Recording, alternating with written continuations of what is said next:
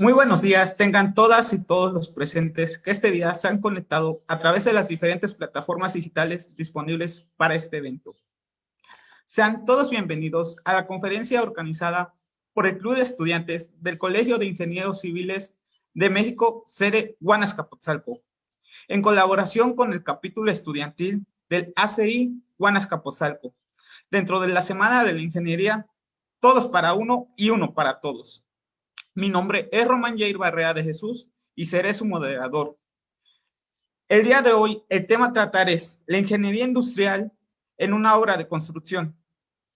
Para esta conferencia nos acompaña como ponente principal el ingeniero Salvador Puchtengolas Rosas, ingeniero superior industrial y decano del Colegio Oficial de Ingenieros Industriales de la Comunidad Valenciana.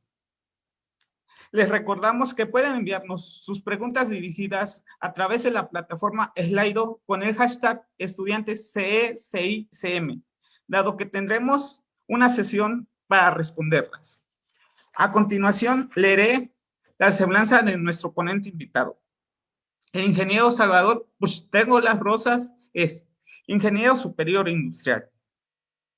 funcionario de la carrera de la Generalitat Valenciana, con desarrollo profesional tanto en gestión pública como en privada,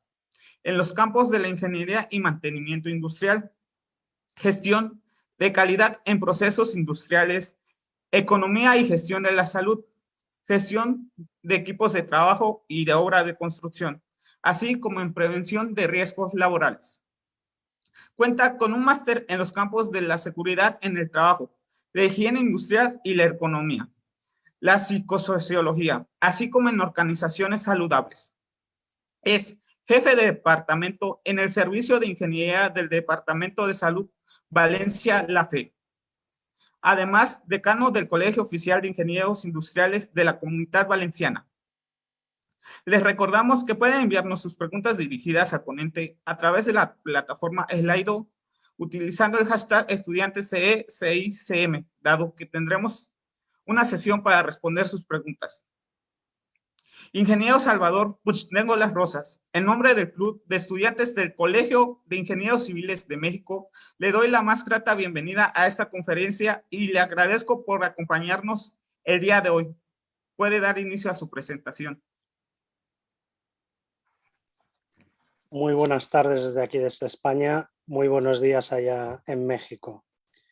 En primer lugar, agradeceros tanto a vosotros como a la propia universidad la posibilidad que me habéis dado de poder exponer lo que es la labor de los ingenieros industriales en las obras de construcción y felicitar al Colegio de Ingenieros Civiles de México por esta iniciativa, que la verdad es que es muy satisfactoria el poder ver pues, el ímpetu que demostráis en pos de lo que es el campo de la ingeniería. Yo, para empezar, voy a compartir lo que es la pantalla con lo que es la presentación y en ella voy a hacer un breve resumen de lo que es tanto la titulación de ingeniero industrial como aquello que se entiende como obra de construcción. Dentro de lo que es la Semana de la Ingeniería, todos para uno y uno para todos, de ese club de estudiantes del Colegio de Ingenieros Civiles de México y la Universidad Autónoma de Azcapotzalco, y dentro de lo que es también la colaboración que desde el Colegio Oficial de Ingenieros Industriales de la Comunidad Valenciana en España, pues prestamos a todos aquellos que tienen interés en lo que es el campo de la ingeniería. Tenéis ahí lo que son los hashtags también y lo que son los LinkedIn y Twitter para invitar a todos aquellos que quieran pues, a poder contactar con nosotros y también con la página web del Colegio Oficial de Ingenieros Industriales de la Comunidad Valenciana, donde también pues, tienen posibilidad de poder formarse con nosotros de manera totalmente gratuita. La figura del ingeniero industrial es una figura de muy reconocido prestigio, fundamentalmente porque lo que nos dedicamos es a intentar solventar problemas generando lo que son soluciones implementables y de la manera más eficiente. Tenemos ahí muchos titulares de prensa en el cual pues, ponen en valor lo que es la figura del ingeniero industrial, en este caso en la Comunidad Valenciana, pero somos una profesión que ya tenemos 170 años de antigüedad, nacimos en 1850 con el fin o con una finalidad, la de industrializar lo que era un país como era España. La Asociación de Ingenieros Industriales ya tiene 150 años y lo que es el Colegio Oficial de Ingenieros Industriales de la Comunidad Valenciana, pues ya tenemos 70 años y vamos camino de 71 años, con mucho presente actual y mejor aún futuro inmediato. Dentro de lo que es la figura de los ingenieros industriales, tenemos o nos desarrollamos en diferentes campos, como puede ser el medio ambiente, como puede ser la mecánica, como puede ser la construcción y arquitectura industrial, también en el campo de la prevención de riesgos laborales, la gestión y organización industrial, la electrónica industrial, automática, la electricidad, pero aquí de lo que vamos a hablar es de la parte de las obras de construcción. Vamos a ver una serie de antecedentes históricos en lo que fue también el inicio de lo que era la profesión de ingeniero industrial.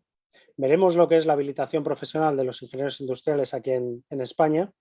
También veremos los agentes intervinientes en obra de construcción y qué es o se entiende como obra de construcción, qué documentación tenemos que redactar en las diferentes fases de obra de construcción, también las funciones y responsabilidades de los diferentes agentes involucrados y luego cómo llevar a cabo de la manera más eficiente, si ejercemos de unas funciones que es de coordinador, lo que es el libro de incidencias. Vamos a empezar con la parte de antecedentes y para ello, qué mejor que tener dos obras maestras, una de Francisco de Goya de 1787 y otra de Joaquín Sorolla, otro gran pintor de aquí de nuestra tierra, de 1874. El primero de ellos, el de Francisco de Goya, es una obra denominada El albañil herido, y aquí subyace lo que es el interés que tenían los ilustrados de la época, dado encabezadas por Jovellanos, que era un gran amigo de Francisco de Goya, y que se mostraban muy partidarios de lo que era la reforma laboral y de salubridad. En este cuadro, de formato vertical, se presenta a dos hombres que entristecidos están transportados en brazos a un compañero que presumiblemente se ha caído de un andamio que se aprecia en ese último término. Esta obra fue precursora dentro de lo que era también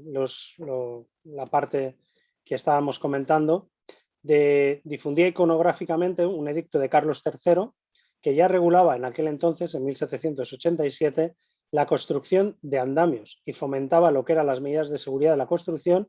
y solicitaba ya en aquel entonces indemnizaciones a los maestros de obras por los accidentes laborales producidos por deficiencias en lo que eran los equipos de trabajo que se utilizaban. Este edicto fue publicado en 1788. Tanto es así que es tan actual que ahora mismo también nos encontramos con diferentes problemas en lo que son las obras de construcción, también derivada de lo que puede ser el alcohol en las obras, que aquí en España está completamente prohibido, o el consumo de estupefacientes, fundamentalmente porque ya no se pone en riesgo lo que es la propia seguridad y salud de un trabajador, sino que puede poner en riesgo a lo que son el resto de trabajadores. Tenemos en la parte derecha una segunda obra también de Francisco de Goya, que venía también a denunciar lo que eran las situaciones que se vivían en las obras, y eran el albañil borracho. Yéndonos casi un siglo más tarde, Joaquín Sorolla, en 1894, pintó un cuadro en el cual se retrataba a dos pescadores que estaban atendiendo a un tercero que había sufrido un accidente. En este tercero se veía lo que era una medalla, probablemente de la Virgen del Carmen, protectora de los hombres del mar, y se ve cómo estos dos trabajadores pues estaban atendiendo a ese tercero. Expuesta en el Museo del Prado, nace de lo que era una novela, Flor de Mayo, de también otro ilustre de aquí de nuestra tierra, de Vicente Blasco Ibáñez, que se desarrollaba en las playas del Cabañal. Y en esta, uno de los pasajes, muere en el mar un pescador llamado Pascualet, y su tía lo lamentaba diciendo lo que regateaban o lo que se regateaba por el precio de las cosas cuando la gente se estaba jugando lo que eran las vidas, fundamentalmente en lo que era el ejercicio de una actividad profesional. Esto dio pie a lo que eran las reivindicaciones que vieron nacer lo que se denominó la Ley Dato del 31 de enero de 1900, en el cual se daba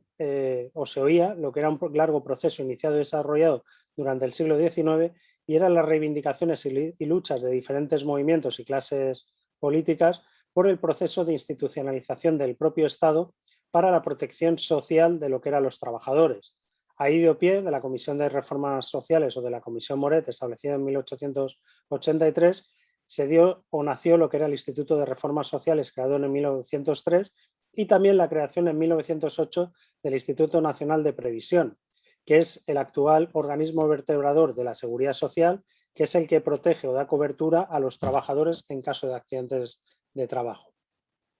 Además, se venían a clasificar lo que eran las situaciones de incapacidad sobrevenida como consecuencia del trabajo y se fijaban lo que eran las indemnizaciones. Fijaos que estamos hablando de hace más de 127 años en el cual ya tenían o se estaban desarrollando estas medidas. Ahí lo fundamental es transmitir un mensaje. Invertir en el conocimiento, invertir en la ingeniería, invertir en la dirección de proyectos es rentable.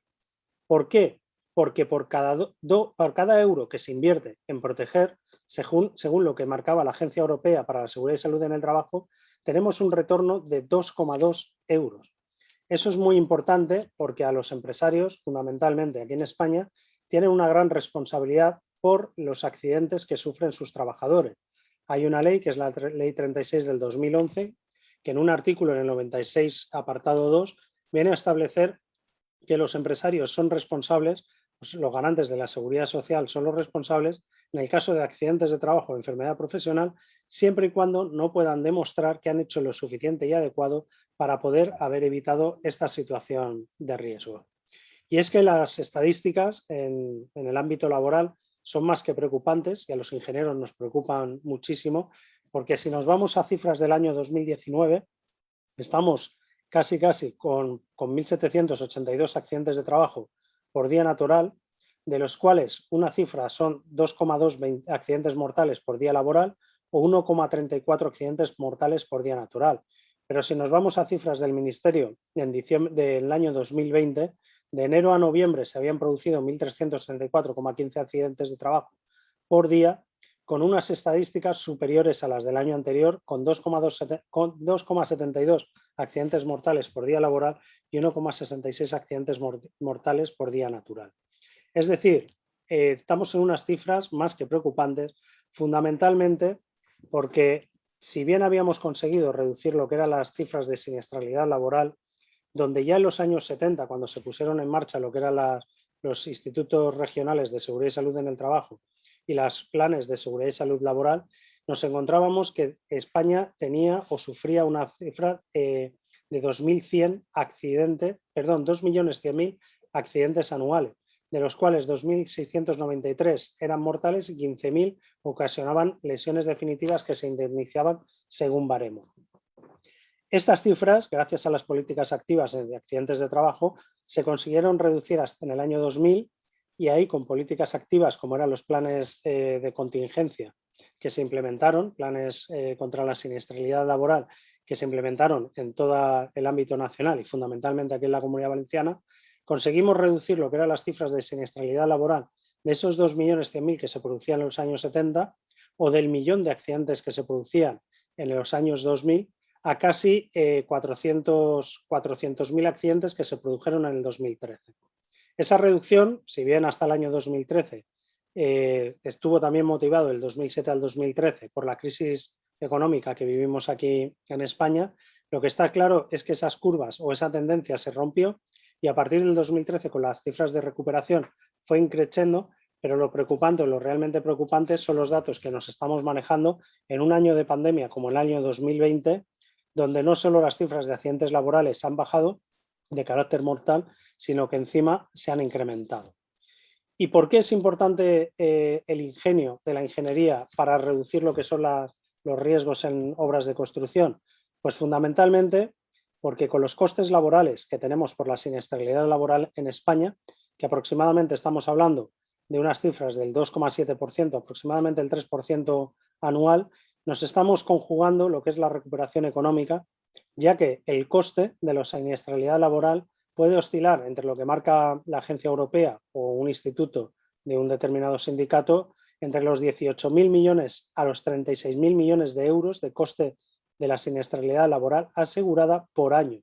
Eso quiere decir que todo lo que es el incremento de Producto Interior Bruto que podemos haber estado viviendo en los últimos años ha quedado conjugado por las cifras de siniestralidad laboral y por los costes asegurados de la misma.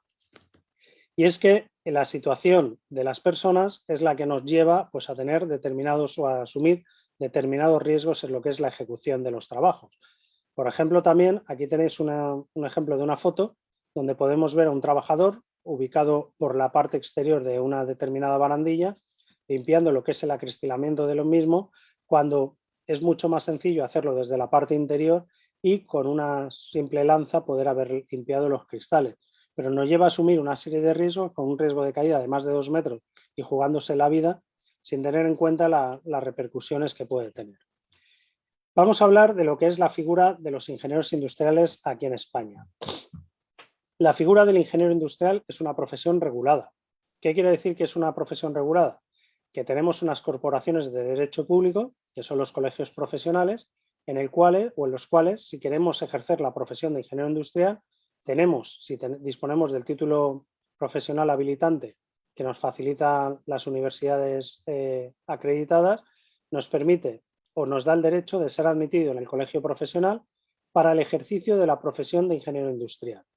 La colegiación aquí en España es obligatoria conforme a la Ley 2 del 74 del 13 de febrero y particularmente aquí en la Comunidad Valenciana hubo una reforma el 27 de febrero del 2019 en el cual se modificó la Ley de Colegios Profesionales de la Comunidad Valenciana, la 6 del 97, en el cual obliga no solo a estar colegiado, sino que además aquel que contrate o aquel que ejerza una profesión sin estar colegiado está expuesto a sufrir una infracción muy grave y una multa de 5.000 a 150.000 euros, además de la inhabilitación. ¿Y qué son los colegios profesionales? Los colegios profesionales, conforme a lo que marca la Constitución española en el artículo 36, son corporaciones de derecho público.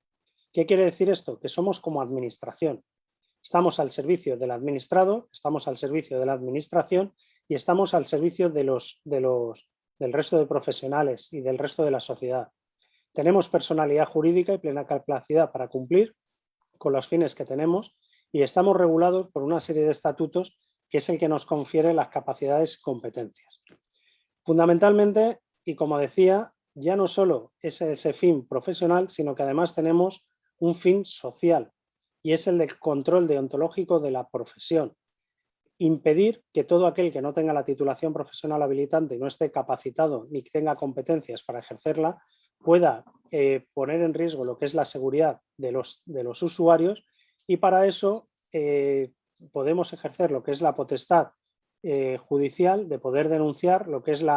el intrusismo profesional y que esa persona ya no solo sea juzgada y condenada desde el punto de vista judicial, sino que además pueda tener una repercusión, una responsabilidad administrativa, como he indicado anteriormente, con una sanción económica y hasta la inhabilitación para el ejercicio de cualquier otra profesión.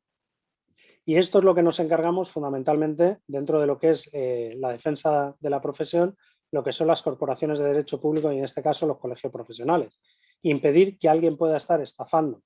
dicho de manera grosa, a los administrados, atribuyéndose un falso título y firmando una serie de documentos sin obtener lo que es la carrera universitaria que le confiere lo que es la titulación profesional habilitante para el ejercicio, en este caso, una profesión regulada como es la de ingeniero industrial. Titulaciones que se obtienen en las universidades. Las universidades que aquí en España están reguladas o están acreditadas y estos títulos tienen acreditación y tienen verificación por parte de entidades nacionales, en este caso puede estar la ANECA, y aquí nos encontramos una página que es la de la Universidad Politécnica de Valencia, que es donde yo estudié, y ahí es donde podemos ver lo que son las profesiones reguladas y los programas integrados que te permiten con un grado de referencia y un máster universitario de carácter habilitante poder ejercer una determinada profesión regulada de arquitecto, ingeniero aeronáutico, agrónomo, de caminos, canales y puertos, industrial, informático, montes, químico o ingeniero de telecomunicación. Estos son los únicos títulos que te dan acceso a esos títulos de profesión regulada de ingeniero superior o de arquitecto superior. y es lo que nos permite tener una habilitación profesional para el ejercicio de esa profesión regulada, ese título y exclusivamente ese título que no solo nos da esa habilitación, sino que además nos da competencias y capacidades. Y dentro de lo que es la ingeniería industrial, nosotros tenemos un decreto de 18 de septiembre de 1935 que es el que nos confiere la habilitación profesional para poder ejercer, proyectar, ejecutar y dirigir toda clase de instalaciones y explotaciones comprendidas en la técnica industrial química, mecánica, eléctrica y economía industrial, actuar, realizar y dirigir toda clase de estudios, trabajos y organismos en la esfera económico-industrial, estadística, social y laboral, y nos otorga capacidad plena para la firma de toda clase de planos, documentos que hagan referencias a las materias comprendidas en los artículos anteriores y fundamentalmente también para la dirección y ejecución de obras e instalaciones sin que la administración nos pueda limitar la competencia ni poner trabas a las mismas en el ejercicio. Conocimientos, habilidades y destrezas necesarias para las funciones de ingeniero industrial. Vamos a ver ahora algo mucho más concreto dentro de lo que es, y habiendo buceado ya en lo que es la habilitación profesional y el por qué estamos aquí, también lo que son los diferentes agentes intervinientes en lo que es una obra de construcción. Dentro de lo que es la obra de construcción actuamos mucho, pero uno de los principales conceptos que debemos de tener es una frase que dijo Albert Einstein, que dijo: el hombre y su seguridad deben constituir la preocupación fundamental de toda aventura tecnológica. No olvidemos esto cuando estemos metidos de lleno en nuestros planos y en nuestras ecuaciones. ¿Por qué? Porque tenemos que diseñar, ejecutar, dirigir, supervisar, controlar, mantener y conservar lo que son las obras y las instalaciones de manera adecuada para evitar que los usuarios estén en situación de riesgo. Y dentro de esos agentes, aquí en España, tenemos una figura que se denomina promotor, que es cualquier persona física o jurídica por la cual o por cuenta de quien se realiza lo que es la obra de construcción. Dentro de las figuras de promotores puede ser la propia administración o cualquier entidad o persona física o jurídica o particular que quiera construirse pues, su casa, un edificio o hacer una determinada obra o instalación. Es decir, conforme a lo que nos marca también un decreto, que es el 171 del 2004 de coordinación de actividades empresariales, el promotor, que es el que pone, por decirlo de manera grosa, el que pone el dinero, es el empresario titular. Otro agente que interviene en el proceso de construcción, en este caso construcciones industriales, nos encontramos con el proyectista, que es el autor o autores, por encargo del promotor, de la totalidad o parte del proyecto de la obra. Como requisito, el proyectista tiene la obligación de tener la titulación profesional habilitante que le permita, dentro de lo que son los reglamentos de seguridad industrial o de la propia ley de ordenación de la edificación, poder ejecutar el proyecto o el encargo que le ha realizado el promotor con la titulación profesional habilitante y con plena capacidad y competencia para poder obrar. Dentro de lo que es el proyecto, si hay proyecto, todo proyectista está obligado a redactar dos documentos que luego veremos posteriormente, que se denominan el estudio de seguridad y salud o el estudio básico de seguridad y salud. Después del proyectista tenemos a la dirección facultativa, que puede ser el mismo técnico o técnicos que han redactado el proyecto o técnicos distintos, pero con competencia para poder llevar a cabo lo que es el encargo de la dirección y control de la ejecución de la obra por parte del promotor. En este caso es el propio promotor el que los designa y son ellos los que tienen la responsabilidad, la competencia y la capacidad con la titulación profesional habilitante de ingeniero industrial en este caso para poder ejecutar la obra que tiene encargada. Otra figura que apareció, esto fue ya una modificación en el año 97, el Real Decreto 1627 del 97, que es una transposición de una directiva europea, no se apareció lo que se denominaba la figura del coordinador en materia de seguridad y salud durante la fase de elaboración o ejecución del proyecto. Al igual que el proyectista o la dirección facultativa, es el técnico, pudiendo ser el mismo proyectista, pudiendo ser la misma dirección o integrado en la dirección facultativa, es el técnico encargado o designado por el promotor encargado de llevar o controlar lo que es la seguridad y salud en una obra de construcción. En este caso, esta figura tiene unas obligaciones que vienen establecidas también en ese Real Decreto que he comentado, en el 1627 del 97 en el artículo 9, y es el que tiene las funciones de controlar o coordinar lo que es la correcta ejecución de lo que es el proyecto de obra, siempre en base a una serie de documentos que luego comentaremos. También, y pasando ya a quien ejecuta lo que es la obra, hemos estado viendo que el promotor es el que contrata, el que pone el dinero y promueve lo que es la obra de construcción. Tenemos al proyectista, que es el que redacta el proyecto, que puede ser a su vez dirección facultativa o en su caso la dirección facultativa, que es el que dirige la ejecución del proyecto, integrándose el coordinador tanto en fase de proyecto como en fase de ejecución. Tenemos a que ejecuta el proyecto. En este caso es el contratista, que es la persona física o jurídica que asume contractualmente y directamente al del promotor lo que es la ejecución de un determinado trabajo, de una determinada tarea o de la totalidad de la obra de construcción. En este caso pueden ser contratistas, empresas públicas o personas o empresas físicas jurídicas o propios particulares. Debajo de lo que es el contratista ya tenemos otra amalgama de empresas que pueden ser contratadas para un determinado trabajo o un determinado fin, y en este caso se denominan subcontratistas, que son las empresas o los trabajadores autónomos que contratan directamente con el contratista, que es el empresario principal conforme al decreto de coordinación de actividades empresariales, y estas personas pueden a su vez contratar a trabajadores autónomos o otras empresas siempre y cuando cumplan con una ley, que es la ley que veremos posteriormente, que es la ley de subcontratación y el Real Decreto 1109 del 2007 que la desarrolla. Bien, vamos a lo que es las fases, qué es una obra de construcción y las fases. No sé si voy demasiado deprisa en lo que son los diferentes conceptos en los agentes, pero quiero detenerme más en lo que son las obras de construcción y la parte documental,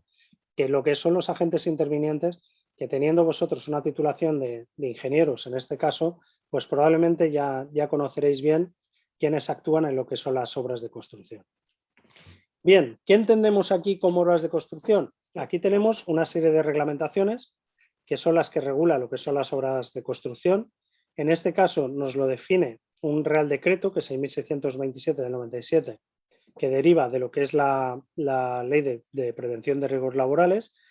y en ese caso también tenemos una legislación que regula la subcontratación en el sector de la construcción, que impide esas cadenas largas de empresas actuantes donde se va mermando lo que es la seguridad, porque se va mermando lo que es el rendimiento o el beneficio que puede tener las diferentes empresas actuantes, y es la que se denomina esa Ley 32 del 2006 de subcontratación en el sector de la construcción, y un Real Decreto que es el que la desarrolla y el que limita hasta un tercer nivel máximo lo que es el número de empresas que pueden estar actuando. También tenemos legislación laboral, en este caso Convenio General del Sector de la Construcción, que luego os comentaré las bondades que trajo el tercer y cuarto convenio del sector de la construcción con relación a lo que era la certificación en conformidad a estándares normativos de lo que eran equipos de trabajo que se utilizaban en las obras de construcción. Pues bien, ¿qué entendemos como obra de construcción? Pues aquí entendemos como obra de construcción la que nos viene regulada o recogida en lo que es el anexo 1 del Real Decreto 1627 del 97. Y si tuviésemos alguna duda, nos iríamos a la clasificación nacional de actividades económicas, y en el apartado 4 tenemos toda la relación de empresas o de determinados sectores que trabajan en el sector de la construcción. Es decir, dentro de lo que es el anexo 1 del 1627, cualquier actividad que desarrollemos de excavación, movimiento de tierras, construcción, montaje y desmontaje de elementos prefabricados, acondicionamiento de instalaciones, transformación, rehabilitación, reparación, desmantelamiento, derribo, mantenimiento, conservación, como puede ser trabajos de pintura y de limpieza o saneamiento, se entienden como obras de construcción y están reguladas por la normativa específica. Es decir, si yo quiero hacer una determinada obra en mi casa, pues será una obra de construcción y yo como promotor estaré obligado a cumplir o a hacer cumplir la regulación específica en el sector de la construcción que viene recogida en la normativa que he estado indicando. Aquí tenéis un ejemplo de lo que es Centro Europa, ya no solo España o México, sino que esta fotografía está tomada en Brujas, creo que era Brujas o Gande, donde podemos ver cómo han hecho una estructura volada para poder colocar unas escaleras de mano y poder realizar una determinada tarea de rehabilitación o reforma de un determinado inmueble sin tener en cuenta lo que es el riesgo de caída y fundamentalmente sin saber si saben nadar o no saben nadar. Bien, aquí tenéis lo que es la comisión, del CENAE, la Clasificación Nacional de Actividades Económicas. Y si hubiese alguna duda en lo que es una obra de construcción, aquí están toda la relación de trabajos o empresas o actividades económicas que se realizan en el sector de la construcción, en ese código 4 con la sección F, construcción, donde tenemos actividades de promoción inmobiliaria, esos promotores, esa construcción de edificios residenciales y no residenciales o de la propia ingeniería civil,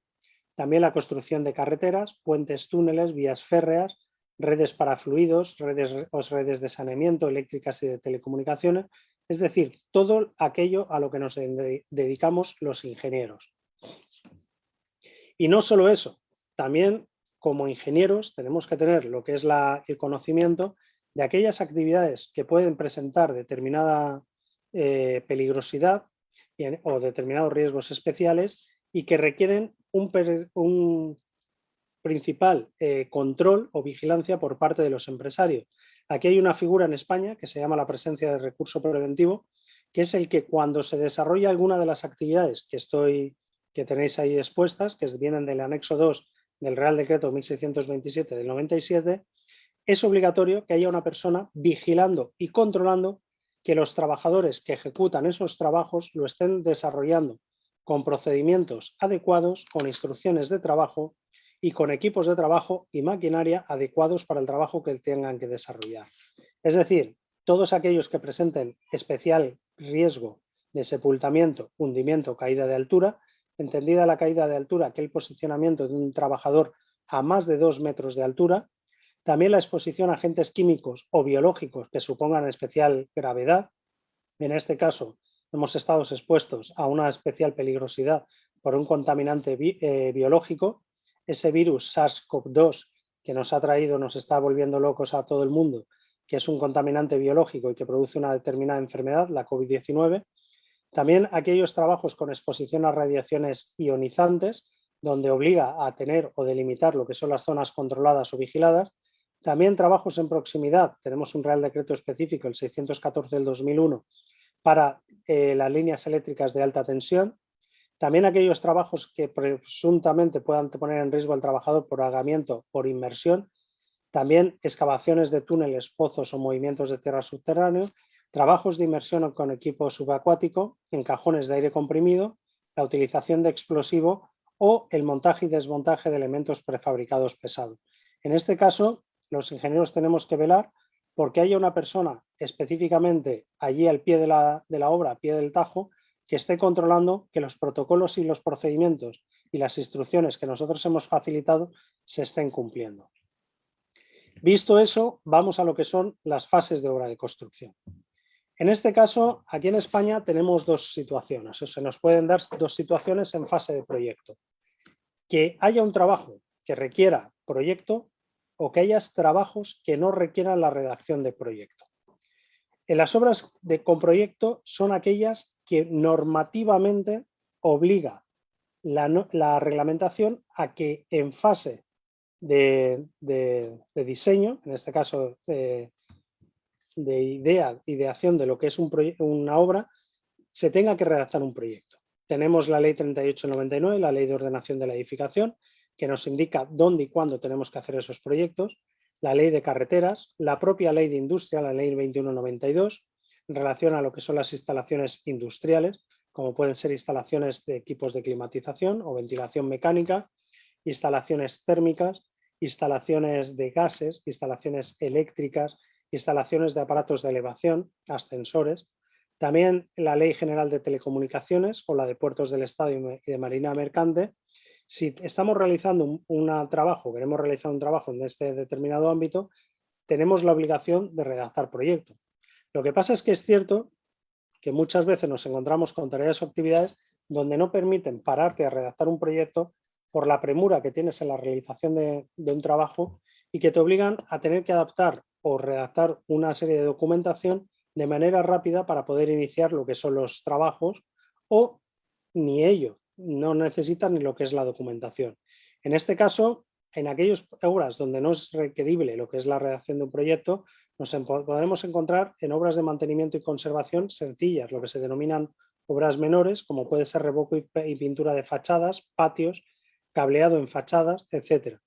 También aquellas obras que por carácter de emergencia nos obligan a ir deprisa porque ha ocurrido una desgracia y tenemos la obligación de poder tener la obligación de tener que actuar de manera rápida y urgente. En este caso son reparaciones, apeos, apuntalamientos de determinadas obras o infraestructuras que podamos acometer, o también aquellas obras de corta duración que también son obras de mantenimiento y conservación, como pueden ser acometidas de servicios, bacheo en vías públicas, etcétera. En este caso, las obligaciones que nos vienen establecidas vienen más por lo que es la Ley de Prevención de Riesgos Laborales, que nos obliga a que como empresa tengamos asumida una serie de documentación siempre y cuando tengamos trabajadores a nuestro cargo. En este caso nos obliga a tener una organización y estructura en materia de prevención de riesgos laborales, nos obliga a asumir una serie de funciones y responsabilidades, tener redactadas una serie de prácticas, procesos y procedimientos de trabajo con instrucciones operativas,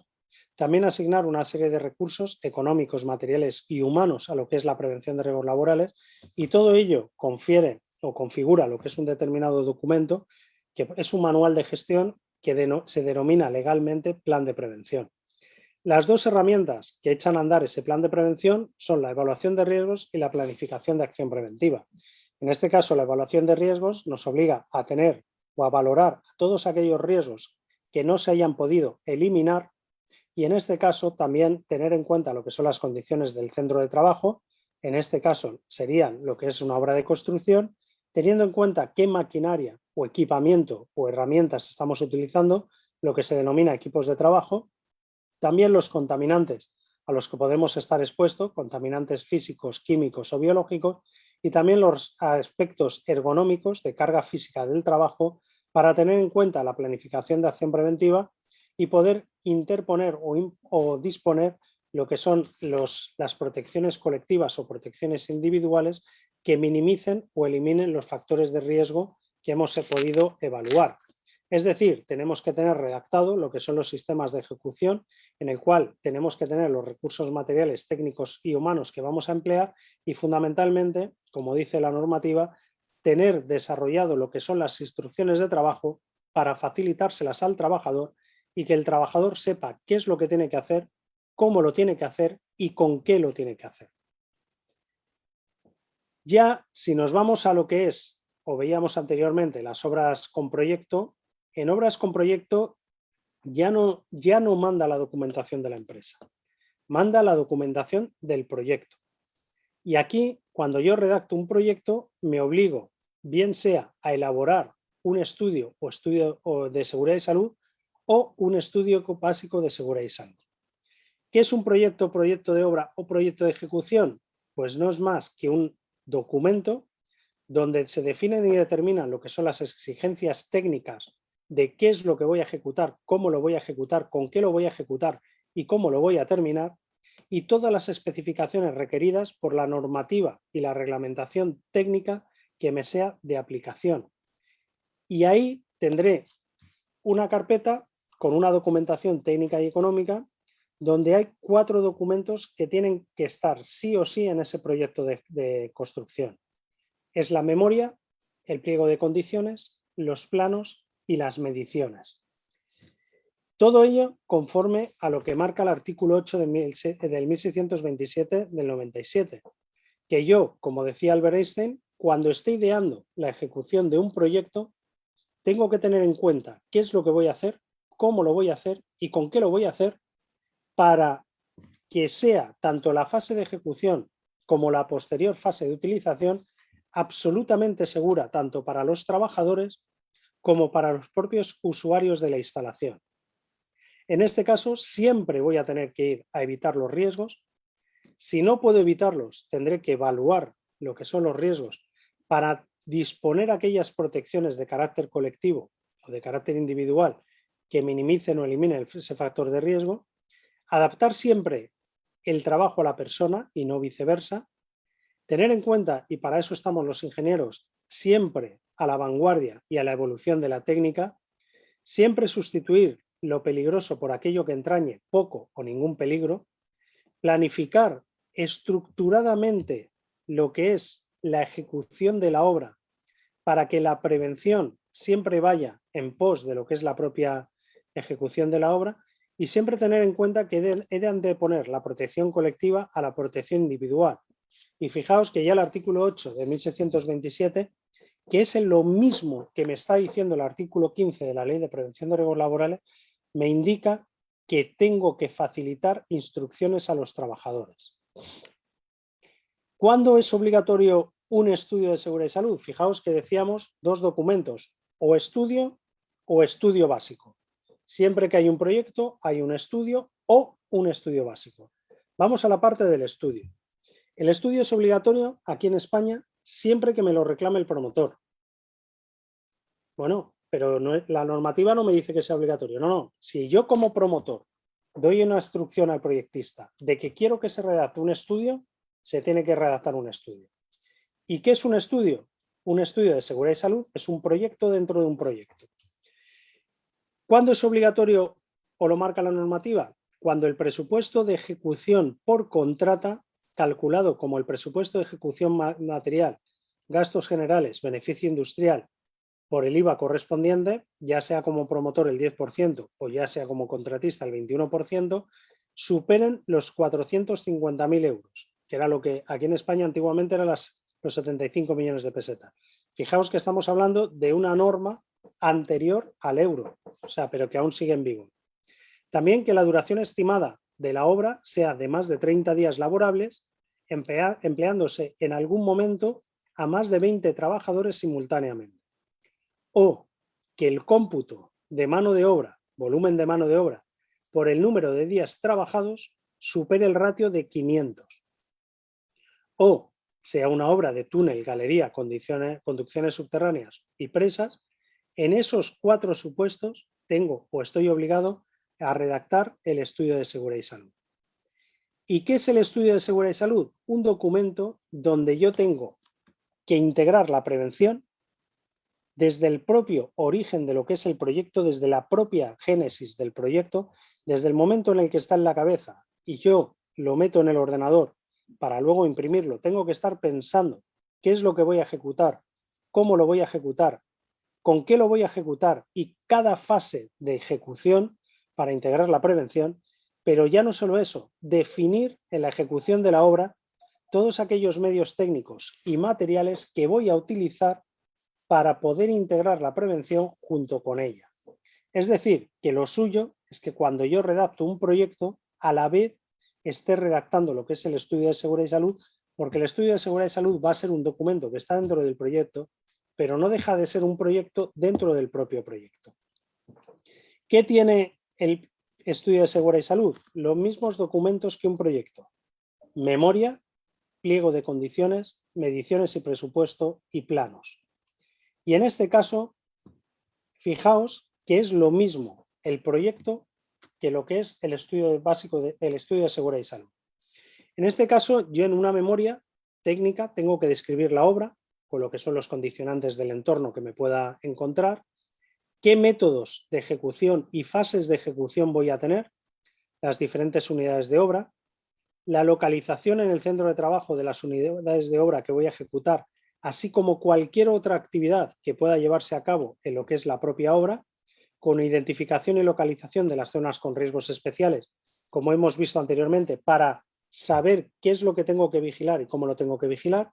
los materiales empleados, qué sistemas de ejecución con los procesos, tareas y operaciones voy a llevar,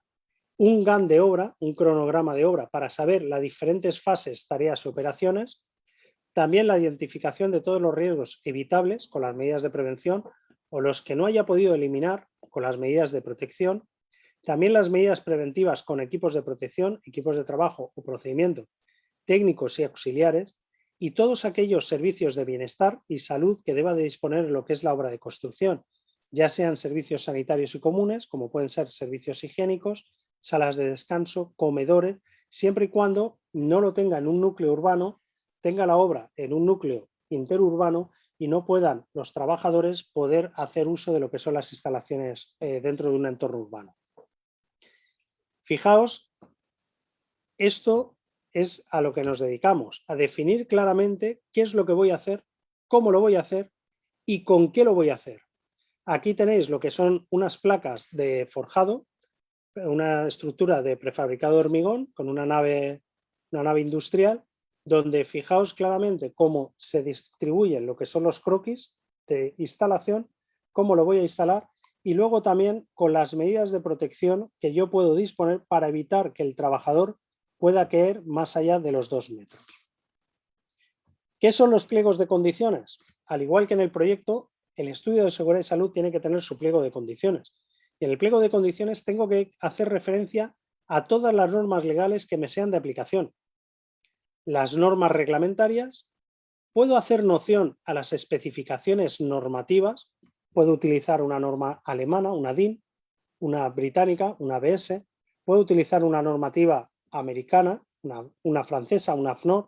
pero fundamentalmente miré a la normativa europea y a la normativa española, la UNEN. Ahí puedo decir, porque hay normativa que es de obligado cumplimiento si viene en reglamentación, pero si no viene en reglamentación, yo puedo enunciarla para que en el pliego de condiciones, que es un documento de carácter contractual, el que lo vaya a ejecutar, lo ejecute conforme a la normativa que yo le he dicho que le tenga que ejecutar. Y luego puedo disponer todas las prescripciones, cálculos, pruebas que sean necesarios para justificar la ejecución de la obra. Cálculo de estructuras de doble apuntalamiento, control de acceso a obra, condiciones de señalización conforme a normativa específica, requisitos de los equipos de trabajo conforme a normativa específica, todo aquello que yo quiera vincular a lo que es la ejecución de la obra, que se ejecute de manera tal y como yo he dicho, lo puedo poner en el pliego de condiciones porque es el documento de carácter contractual. Y fijaos que antes anunciábamos lo que era el Convenio General del Sector de la Construcción aquí en España. El Convenio General es una norma que se consensúa entre lo que son la administración, las organizaciones sindicales, los sindicatos y los empresarios. Y en este caso, la normativa, el cuarto y quinto convenio y ahora ya el sexto y séptimo convenio del sector de la construcción, nos están trayendo unas cosas que nos dicen cómo tenemos que ejecutar lo que son las obras de construcción, pero fundamentalmente nos indica cómo tenemos que evaluar la conformidad de determinados equipos de trabajo o determinadas tareas o actividades o materiales que empleamos en las obras. Es decir, yo puedo certificarlo o comprar ya materiales, equipos, herramientas que ya estén certificados en conformidad a estándares normativos y lo único que tengo que hacer es seguir lo que me está diciendo el manual de instrucciones del fabricante, seguir las instrucciones que me facilita, utilizarlo y emplearlo como tal y así de esa forma poder certificar que yo lo que estoy ejecutando tiene su justificación técnico-normativa.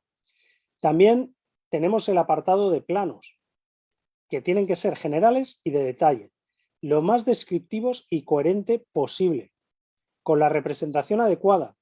que nos indiquen qué es lo que se tiene que hacer, cómo se tiene que hacer y cuáles son las medidas que tiene que llevar. Y sobre todo tienen que figurar las fechas y los autores. Fijaos que aquí a la mano izquierda tenemos un croquis de esto que se utilizaba mucho aquí en España en lo que eran los estudios de seguridad y salud y en los proyectos, que es completamente erróneo, porque no cumple ni ser específico, ni definir de manera concreta, ni tener ningún tipo de medición, ni ninguna fecha, ni ninguna firma de autor. Todo aquello que se grafíe tiene que tener o estar refrendado por el ingeniero que lo haya grafiado de manera específica, concreta, con mediciones y fundamentalmente con detalle de lo que se tiene que ejecutar y cómo se tiene que ejecutar. Bien, visto ya lo que es la memoria, pliego de condiciones y los planos, nos vamos al último apartado que son las mediciones. Esto a mí lo que me sirve, estas mediciones, es para poder certificar qué es lo que he ejecutado y hasta dónde he ejecutado. Ahí vienen lo que son las mediciones, por ejemplo, diferentes partidas, medidas de protección, primeros auxilios, señalización, equipos de protección individual, mano de obra, equipos de trabajo, lo que yo quiera por unidades de obra. Y fundamentalmente, de manera desglosada, por unidades de medición, la longitud, anchura o altura, en este caso, si son metros lineales, para saber lo que son las cantidades parciales y las cantidades totales. Pero además, ya no solo eso, el cuadro de precios número 1, sino que además tengo que tener un cuadro de precios número 2 con cuadro de precios unitarios y cuadro de precios descompuestos, para yo saber exactamente cuando tengo que certificar si estoy dirigiendo una obra de la cual yo no he sido el proyectista, saber qué es lo que tienen que cobrarse, cuánto tienen que cobrarse y en qué parte tienen que cobrarse. En este caso tenemos el presupuesto parcial con el presupuesto de ejecución material, donde por diferentes capítulos que podamos tener en lo que es el presupuesto, nos dice exactamente cuál es el presupuesto de ejecución material para poder calcular lo que es el presupuesto de ejecución por contrata, al que le sumamos al presupuesto de ejecución material los gastos generales más el beneficio industrial por el IVA correspondiente. Aquí en España está regulada por ley tanto lo que son los gastos generales como el beneficio industrial. Aproximadamente entre los dos suman un 20% del coste total de la obra. Los gastos generales suelen estar entre el torno al 13%, 13-14%, y el beneficio industrial entre el 6 al 8%. Entonces, eso es la ganancia, por decirlo de alguna forma, que tiene la empresa y que también tiene para garantizar lo que es la supervivencia de la empresa, cubriendo la parte de gastos generales que pueda tener la empresa, como aquellos costes indirectos que se imputan a lo que es la obra de construcción. Y luego la parte del IVA, que es lo que se paga, son los impuestos directos que se pagan al Estado en relación a lo que son las prestaciones de servicios u obras que se están ejecutando. No solo hay que tener en cuenta lo que voy a ejecutar, sino posteriormente, yo en el proyecto de ejecución o en el estudio de seguridad y salud, tengo que tener en cuenta qué trabajos voy a realizar posteriormente para garantizar el mantenimiento y conservación de la infraestructura, de la instalación. ¿Qué trabajos de reparación voy a hacer? ¿Qué trabajos de conservación? Y fundamentalmente los trabajos de mantenimiento que voy a tener que realizar. Todo eso tiene que venir en fase de redacción del proyecto, en fase de diseño, para que luego en ese documento esa información se la demos al propietario de la instalación y sea él el responsable de garantizar que todos aquellos trabajos de mantenimiento y conservación en lo que se denomina en edificación el libro del edificio se vayan ejecutando para garantizar lo que es la funcionalidad, operatividad de lo que es la infraestructura o de la instalación. Eso tiene que venir también recogido y reflejado tanto en el proyecto como en el estudio o estudio básico de seguridad y salud y ser facilitado al promotor porque él es el responsable de que eso se ejecute de manera correcta. Bien, hemos visto lo que es el proyecto junto con el estudio de seguridad y salud y nos vamos ahora a otro documento que nos dices, oye, si no te lo exige el promotor, si la obra es de corta duración, dura menos de 30 días y no se emplea a más de 20 personas, si el sumatorio de número de días por trabajadores es menor de 500, no son obras de túneles, galerías subterráneas o presa, o es una obra de menos de 450.000 euros, en vez de hacer un estudio de seguridad y salud dentro de lo que es el proyecto, el legislador nos permite hacer un estudio básico de seguridad y salud. ¿Qué es un estudio básico de seguridad y salud? Un documento exclusivamente descriptivo. No sirve para nada. Yo personalmente lo eliminaría, porque con una redacción completamente inespecífica, lo único que te está diciendo es que identifiques unos riesgos, establezcas o indiques qué medidas puedes emplear, pero de manera completamente inespecífica no digas ni cómo lo vas a hacer, ni con qué lo vas a hacer, ni cuándo lo vas a hacer. Es decir, queda muy subjetivo, con carácter muy subjetivo, y es más un documento de relleno para cumplir con lo que marca la legislación y reglamentación vigente que para ejecutar realmente la obra con medidas de seguridad. Bien, pues fijaos, ya con eso pasamos de la fase de diseño o proyecto, pasamos a la fase de ejecución. Y en la fase de ejecución tenemos en la fase de diseño el proyecto o el estudio básico de seguridad y salud, y en la fase de ejecución, si hay proyecto y hay estudio o estudio básico, tiene que haber un documento que se denomina Plan de Seguridad y Salud. Ese plan de seguridad y salud es el que nos tiene, y fijaos aquí, una situación de una obra de construcción. Esto data del año 2005, Esto es de una ciudad en Cuenca. Yo me crié en una pequeña población de en Castilla-La Mancha, entre Valencia y Madrid, que se llama Cuenca, que es una ciudad patrimonio de la humanidad, es una ciudad muy bonita. Pero fijaos aquí cómo para emplear o alcanzar una zona de operación, que era un punto de soldadura, este trabajador montó un andamio dentro de una plataforma elevadora tipo tijera, que esto es un equipo de trabajo, y se convirtió en un nuevo fabricante. Pues para evitar esas situaciones, yo tengo que redactar un documento que se llama Plan de Seguridad y Salud, que es el que me va a decir, en base o en vistas de lo que el proyectista ha previsto en el proyecto y en el estudio de seguridad y salud o en el estudio básico de seguridad y salud, qué es lo que voy a ejecutar, cómo lo voy a ejecutar y de qué manera lo voy a ejecutar. Fijaos que a diferencia de las obras sin proyecto, cuando decíamos la empresa tiene un documento de gestión que se llama plan de prevención. El plan de prevención tiene unos procedimientos, unas instrucciones operativas. Pues esa documentación del plan de prevención es la que me puede servir para documentar ese plan de seguridad y salud, que es otro proyecto de seguridad dentro de lo que es el proyecto, pero en este caso de manera implementable. Y lo que no es el plan de seguridad y salud, ni nunca será, es el plan de prevención de la empresa. Porque una cosa es lo que nos obliga la ley y otra cosa es lo que nos obliga un Real Decreto. Aquí es lo que conocemos como la parte de jerarquía normativa. ¿Qué es lo que tiene o características del plan de seguridad y salud? Es decir, ¿qué es lo que voy a ejecutar y cómo lo voy a ejecutar? Pues tiene carácter dinámico. ¿Por qué? Porque tiene que ser un documento vivo. Según vaya evolucionando lo que es la obra de construcción, yo iré adaptando el documento a la realidad de las circunstancias que yo me vaya encontrando, disponiendo lo que son aquellos medios auxiliares o equipos de trabajo o de protección que me permitan realizar la obra de construcción de la manera más segura. Ese documento, ese plan de seguridad y salud, es el que se desarrolla tras haber estudiado y analizado lo que dice el estudio o estudio básico de seguridad y salud, pero siempre en base a la propia documentación de la empresa que va a ejecutar la obra, en este caso del contratista o los contratistas, y en base a las normas e instrucciones. Es algo que ya vino ya venía muy antiguamente, del año 86, pero que dio, tras la modificación de los convenios de las directivas europeas y los convenios con la Organización Internacional del Trabajo, dio pie a lo que era el 1627 del 97, y dio pie a lo que era ese plan de seguridad y salud. Y en ese plan de seguridad y salud, como he dicho anteriormente, el contratista, que es el que ejecuta la obra, tiene que analizar, estudiar, desarrollar y complementar lo que dice el plan de seguridad y salud conforme a su propio sistema de ejecución, para siempre, sin mermar la seguridad que yo en proyecto le he obligado en ese pliego de condiciones. Oiga, usted lo tiene que hacer así porque yo soy el proyectista, lo he estudiado, lo he analizado y creo que es la mejor forma, pues sin minimizar lo que son las normas que yo le he marcado conforme a su propio proceso de ejecución. Las particularidades: si el promotor contrata con un contratista, solo habrá un plan de seguridad y salud,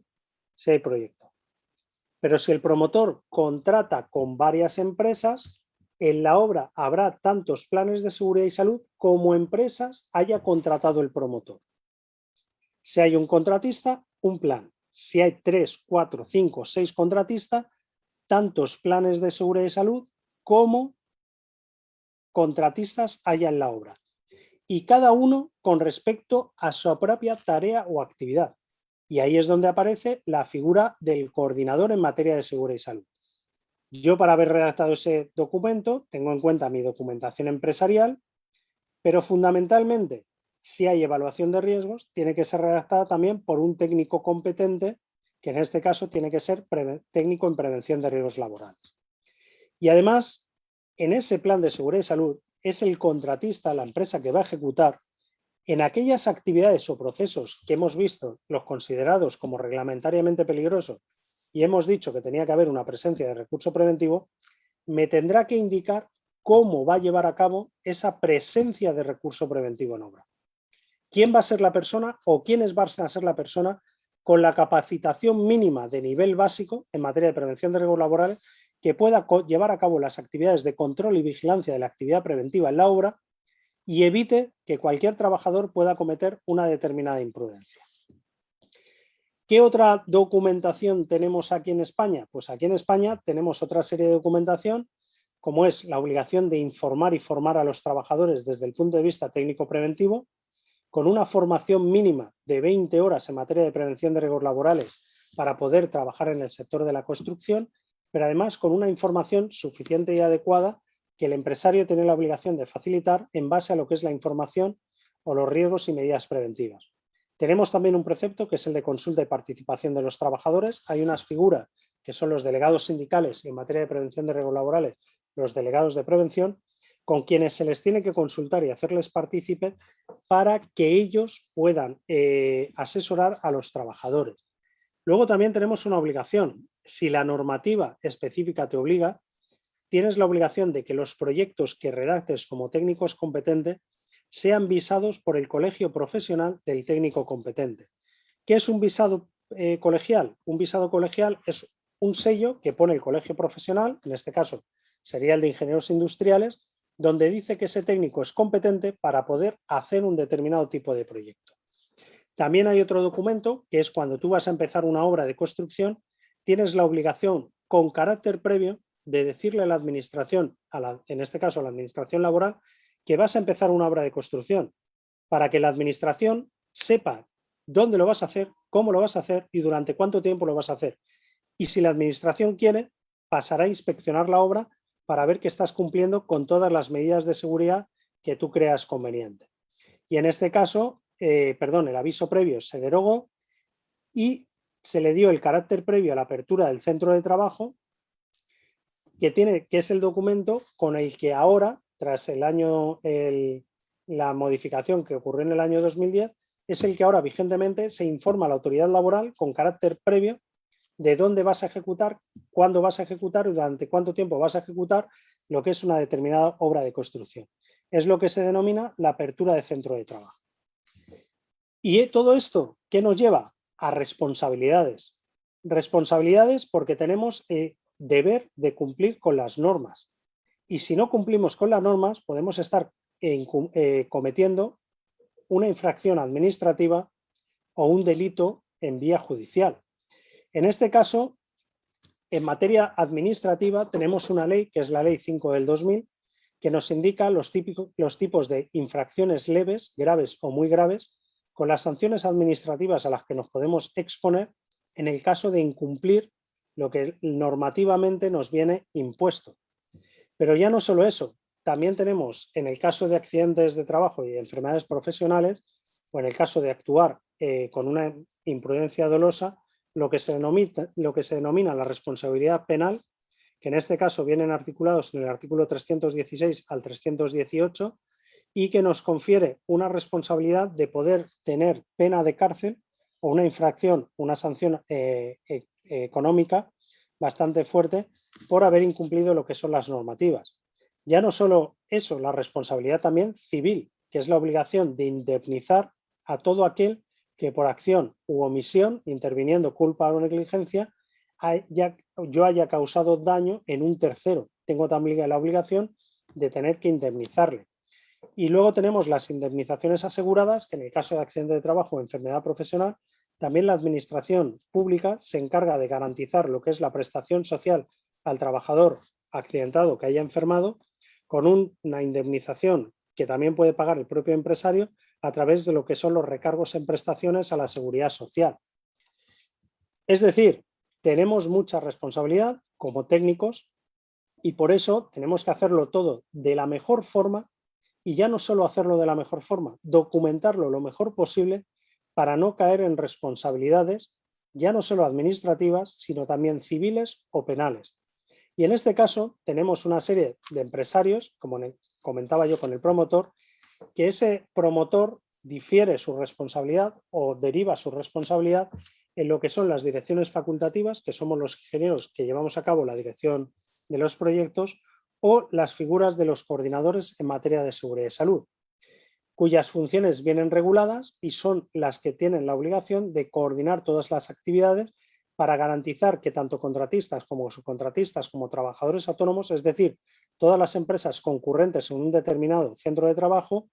trabajen de manera coherente, de manera engranada, de manera responsable y puedan no poner en riesgo lo que es la seguridad y salud de los trabajadores y cumplir con el fin para el cual han sido contratados. Pero es que ya no solo eso, como coordinadores, porque los ingenieros aquí en España, conforme a la disposición adicional cuarta de la Ley 38 del 99 de ordenación de la edificación, podemos ejercer de coordinadores en materia de seguridad y salud en obras de construcción por el propio título de ingeniero industrial, tenemos la obligación de aprobar o informar lo que hemos visto del denominado Plan de Seguridad y Salud, en su caso, organizar la coordinación de actividades empresariales en obra y con los titulares del centro de trabajo y, sobre todo, también coordinar las acciones y funciones de control de aplicación correcta de los métodos de trabajo. Nuestra responsabilidad empieza cuando aprobamos el plan y luego como técnicos dando las instrucciones que el promotor tiene que dar y que es nuestro cliente el que nos deriva a nosotros para que seamos nosotros los que facilitemos esas instrucciones de trabajo para transmitir toda esa información no solo a las empresas, sino a los trabajadores que también estén prestando su servicio dentro de lo que es la obra de construcción. ¿Qué es lo que se nos obliga? A tener presencia, dedicación o actividad en obra. Y aquí la Ley de Prevención de Riesgos Laborales es muy clara y explícita al respecto y te obliga a tener esa presencia, dedicación o actividad en obra suficiente y adecuada. ¿Y cuánto de suficiente y adecuado? Lo necesario. ¿Qué quiere decir eso? Que según mi criterio técnico, yo tendré que estar más o menos tiempo controlando y supervisando la ejecución de la obra con esa presencia, dedicándole más o menos tiempo en base a las diferentes fases de ejecución de la obra o de la actividad que se esté desarrollando en obra. No es lo mismo que no se desarrolle una actividad sencillita o una actividad de riesgo. Si se desarrolla una actividad de riesgo, yo tendré que estar más tiempo y dedicándole más horas para que la actividad de la obra se desarrolle de la manera más segura. Aquí tenéis un ejemplo de lo que es dos reales decretos que engranan perfectamente entre sí, dos normativas que en obras de construcción tenemos que cumplir, que es el de coordinación de actividades empresariales y el de obras de construcción, que es la obligación que tiene el empresario titular, en este caso promotor en obras de construcción, de facilitar información e instrucciones a los diferentes trabajadores y empresas actuantes, que se entiende facilitada la información con el estudio básico de seguridad y salud, o las instrucciones a través de la dirección facultativa del ingeniero que desarrolla la actividad o del coordinador, que se la facilita a las diferentes empresas y trabajadores que prestan sus servicios. Y ya no solo eso, al empresario principal se le facilita el estudio básico de seguridad y salud para que desarrolle el plan de seguridad y salud, o si es una obra sin proyectos, lo haga conforme a su propia documentación de empresa, que es el plan de prevención. Y sobre todo, esta figura, el contratista, es al que nosotros como ingenieros exigimos que tenga la presencia de recurso preventivo en obra para llevar a cabo el deber in vigilando, que es el deber de control y supervisión de la actividad preventiva de la obra, para que no haya riesgos y los trabajadores no se vean en riesgo ante una determinada tarea o actividad. Estos son los principios generales de acción preventiva que tenemos que implementar siempre en obra cuando ejecutamos una obra. Orden y limpieza, emplazamiento de los puestos de trabajo para saber que no hay interacción entre ellos y no hay actividades incompatibles, qué materiales y medios auxiliares estoy empleando, controles iniciales y periódicos mediante checklists, verificaciones, KPIs e indicadores de gestión que yo pueda implementar en lo que es la obra de gestión, toda la gestión de materiales peligrosos, sobre todo porque también tenemos aquí una normativa medioambiental bastante estricta que nos obliga a gestionar todos estos residuos y estos materiales. También los residuos y escombros están regulados, con lo cual tenemos que gestionar esa gestión de residuos y escombros conforme a la normativa que nos sea de aplicación. También adaptar los diferentes tiempos a las diferentes planificaciones y tareas o actividades que se desarrollan en obra para fundamentalmente que no haya actividades incompatibles entre sí y que puedan poner en riesgo lo que es la actividad. Siempre fomentando la cooperación entre contratistas, subcontratistas y trabajadores autónomos y sobre todo impidiendo aquellas incompatibilidades o interacciones entre procesos peligrosos o de diferentes actividades que sean incompatibles entre sí. ¿Y dónde recogemos todo eso? Y ya voy acabando. y así me pongo a vuestra disposición, en un documento que se llama Libro de Incidencias. Tenemos dos libros, el libro de órdenes y el libro de incidencias. En el libro de órdenes yo voy dando las órdenes con relación a lo que es la ejecución de la obra, voy recogiendo todo lo que se tiene que hacer, cómo se tiene que hacer y cuándo se tiene que hacer, y en el libro de incidencias recojo todo aquello que tiene afección también con materia de prevención de riesgos laborales. Es el libro de control y seguimiento del Plan de Seguridad y Salud, es decir, todo lo que yo he puesto en un documento y lo he validado es lo que yo tengo que obligar a que se vaya cumpliendo en lo que es la obra. Es el libro que facilita la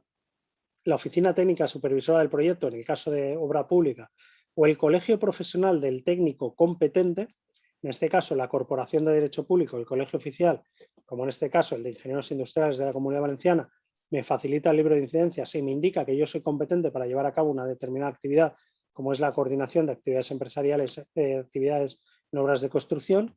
siempre en poder del coordinador o de la dirección facultativa y permitiendo el acceso tanto a dirección facultativa como a contratistas, subcontratistas, trabajadores autónomos, servicio de prevención, representantes de los trabajadores o representantes de la administración. Si efectúa anotaciones, solo si hay una reincidencia, informa a la administración. Si no hay, yo lo que voy recogiendo son las instrucciones que debo de facilitar a lo que son los diferentes empresarios actuantes. En este caso, puedo recoger todo lo que haga mención a decisiones técnicas y organizativas en relación a lo que es la planificación de los diferentes trabajos o fases de trabajo que se vayan a desarrollar de manera simultánea sucesivamente. Todas las modificaciones, como he dicho anteriormente, el Plan de Seguridad y Salud es un documento vivo que yo vaya haciendo el Plan de Seguridad y Salud. También todas aquellas actividades llevadas a cabo para coordinar y funciones de control y aplicación correcta de los métodos de trabajo. También hacer mención a todas las formas de coordinación que yo tengo y la aplicación coherente de los métodos, de los principios generales de acción preventiva establecidas en el artículo 15 de la ley. Pero ya no solo eso, puedo también llevar otros activos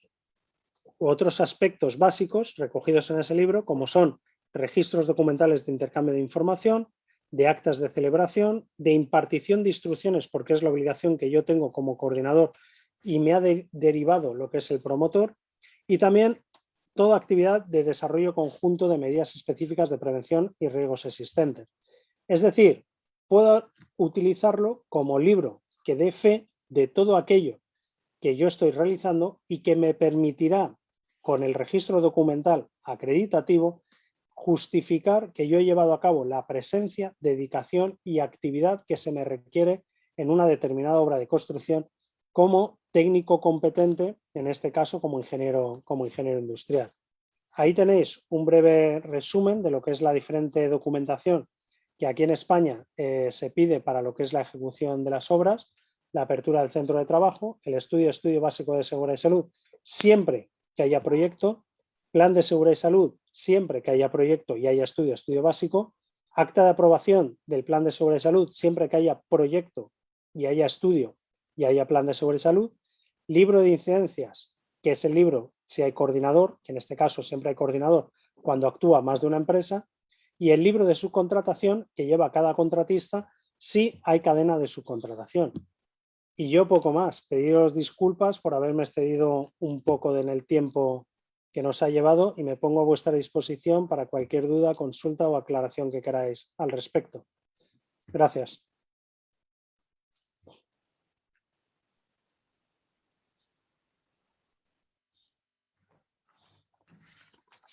Muchas gracias, ingeniero, por su oportuna aportación a esta conferencia. Bueno, daremos inicio a la sesión de preguntas que han sido enviadas por parte del público. No sin antes recordarles que pueden seguir enviarnos sus preguntas a través de la plataforma Slido con el hashtag estudiantesCCICM. Pasaré la palabra a nuestro compañero Gaspar Zacuala para que lea estas preguntas. Muchas gracias, Jair. La primera pregunta que nos hacen llegar dice así: para la construcción en España, ¿se puede usar la normativa francesa o la europea? Me pareció escuchar algo parecido, y si es así, ¿cuál es la forma en cómo eligen la normativa a usar? Sí, gracias. Vamos a ver, hay dos aspectos fundamentales. Normalmente utilizamos la norma europea siempre y cuando obligatoriamente así nos lo disponga la legislación o reglamentación vigente. Si hay una determinada norma, un EN, que viene recogida en un reglamento, por ejemplo, el reglamento de seguridad industrial, el reglamento de eléctrico de baja tensión, esa normativa es de obligado cumplimiento, ¿vale? Lo que pasa es que hay otros aspectos donde hay normativa que no es de obligado cumplimiento, porque no viene recogida en lo que es la reglamentación específica, la legislación o reglamentación específica. Esas normas, yo puedo utilizar la norma española, pero imaginémonos que estoy haciendo una determinada actividad o un determinado proceso que es novedoso, que no hay ninguna normativa a nivel europeo que la pueda regular, pero que sí hay una normativa en Estados Unidos o normativa inglesa que la hayan desarrollado. Yo la puedo coger y decir, dentro de lo que es el proyecto, decir, oiga, para esta determinada actividad o proceso que es novedoso, que aquí no tenemos regulado, que no viene en la legislación o reglamentación, que no hay normativa aquí a nivel de español o a nivel europeo que lo regule, utilice esa norma. ¿Por qué? Porque de esa forma yo podré certificar en conformidad a unos estándares que se ha ejecutado el proceso o el proyecto en conformidad a una determinada norma sin tener yo que realizar los cálculos, mediciones o fórmulas para justificar que eso es así. Es decir, si la legislación o reglamentación me obliga a utilizar normativa nacional, tendré que utilizar la normativa nacional. Pero si no hay nada regulado, yo me puedo ir a normativa de otros países siempre y cuando en mi país eso no esté regulado. Perfecto, muchas gracias, ingeniero. La siguiente pregunta dice así. En un suceso de grandes magnitudes como lo es el antes mencionado COVID-19, una obra de construcción se ve afectada en gran escala. ¿Qué aspectos se consideran para poder recuperar tiempos y mejorar el rendimiento de una obra? Para mejorar tiempos y rendimientos siempre son necesarios más recursos. Es la única forma. Lo que pasa es que los recursos, materiales o técnicos, vienen limitados por la capacidad humana para poder estar en un mismo sitio, en un mismo emplazamiento y con las adecuadas medidas de seguridad. Es decir, nos vemos sujetos a lo que son las distancias sociales y la utilización de equipos de protección individual, en este caso de protección de vías respiratorias, para poder realizar una determinada actividad en situación segura en cuanto a lo que es la salud. Una de las vías que también se puede utilizar es aumentar lo que es la ventilación mecánica, si estamos en un emplazamiento cerrado, y metiendo cuanta más aire limpio desde el exterior mejor, y extrayendo todo el aire interior para evitar lo que es la contaminación biológica que pueda haber en el emplazamiento. Es lo que se denomina una ventilación por dilución, pero es difícil, en tiempos de pandemia como la que estamos expuestos, querer recuperar los tiempos perdidos cuando no sabemos ahora mismo exactamente desde el punto de vista de pandemia provocada por un virus contaminante biológico, como es el SARS-CoV-2, donde ya están apareciendo variantes que son mucho más contagiosas, pues intentar recuperar tiempo es bastante complicado. Muchas gracias, ingeniero. Procederemos a leer la última pregunta enviada por el público. ¿Considera que la normativa que nos mostró está completa o usted considera que hay que agregar más cosas? Todo lo contrario. Yo creo que habría que derogar el 90% de la normativa y el 10% de la normativa aplicarla a rajatabla. ¿Por qué? Porque desde el punto de vista técnico, aquí en España, antiguamente nos guiábamos por lo que era la Ordenanza General de Seguridad y Salud en el Trabajo, las órdenes ministeriales, y eran claras y explícitas. O sea, te decían qué es lo que tenías que hacer, cómo lo tenías que hacer y cuándo lo tenías que hacer. Sin embargo, ahora tenemos mucha transposición de directiva europea, donde las normas son mucho más ambiguas, te dirigen a lo que es la normativa UNN, ISO, AFNOR, BIN, DN, BS, pero no, son muy inconcretas. Entonces ahí el problema que tenemos es que para poder cumplirlo todo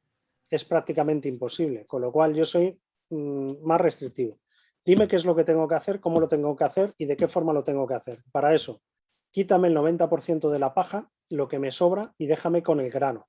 Y con el grano podremos hacer buen pan. pero sin el buen grano, sin saber qué es lo que tengo que hacer y cómo lo tengo que hacer, la verdad es que se complican mucho las cosas. Perfecto, ingeniero, muchas gracias. Adelante, Jair. Gracias.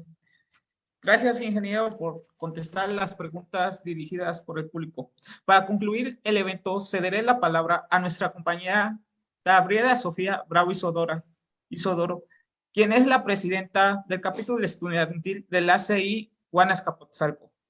para externar el agradecimiento y otorgar el reconocimiento al ingeniero por sus valiosas aportaciones a esta conferencia y que nos dé unas palabras de despedida.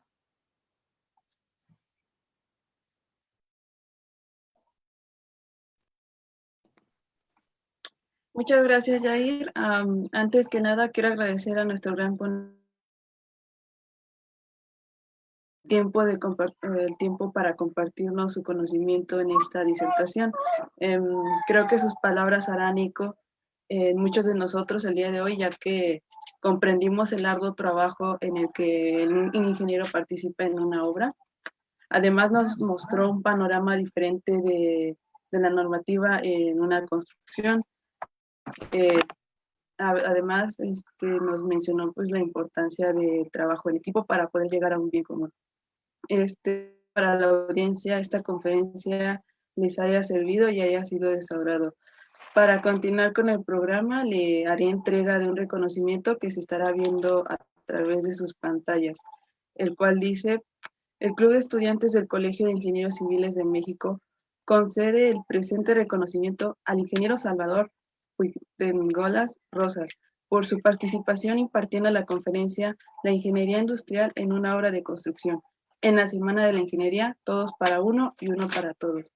organizado en colaboración de la Universidad Autónoma Metropolitana Unidad Azcapotzalco, el día 29 de junio del 2021. Firma Mario Alberto Soberanes, coordinador general del Club de Estudiantes del Colegio de Ingenieros Civiles de México. El ingeniero José Cruz Alférez Ortega, vicepresidente de membresía Atención al Socio, Club de Estudiantes del 38º Consejo Directivo del Colegio de Ingenieros Civiles de México. Y Martín Alejandro Pérez Cruz, presidente del Club de Estudiantes del Colegio de Ingenieros Civiles de México, sede Guanacapotzalco.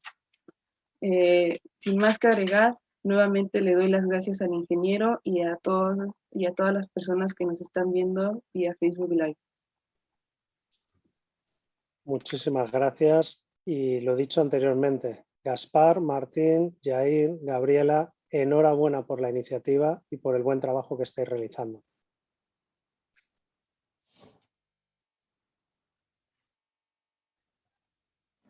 Gracias, ingeniero. Agradecemos a todos los que pudieron estar con nosotros en esta conferencia. Los invitamos a que nos acompañen a la siguiente conferencia, que será Aspectos Legales de la Ingeniería Civil, que será en punto de las 11 de la mañana. De igual forma, los invitamos a que nos acompañen a las siguientes conferencias que serán transmitidas a lo largo de esta Semana de la Ingeniería. Todos para uno y uno para todos. Porque todos podemos aportar a una obra de construcción. Y el progreso de la infraestructura del país es gracias al esfuerzo de todos. De igual manera, se les invita a que nos sigan en todas nuestras redes sociales. Aparecemos como CECICM One AZC, tanto en Facebook como en Instagram, donde estaremos subiendo información relevante sobre este tema y otros diferentes temas más. Muchas gracias.